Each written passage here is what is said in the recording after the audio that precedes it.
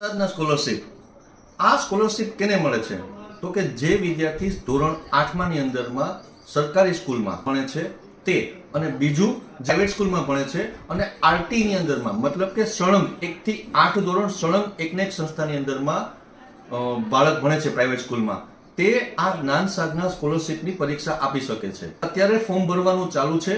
6 March છેલ્લો દિવસ છે અને એની એક્ઝામની તારીખ તો કે 29 માર્ચ 2025 ના રોજ છે।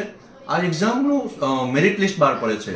પોરબંદર જિલ્લાનું પણ મેરિટ બનશે અને આ મેરિટની અંદરમાં જે વિદ્યાર્થી મેરિટમાં આવશે તે વિદ્યાર્થીને 94,000 રૂપિયા સ્કોલરશિપ મળશે।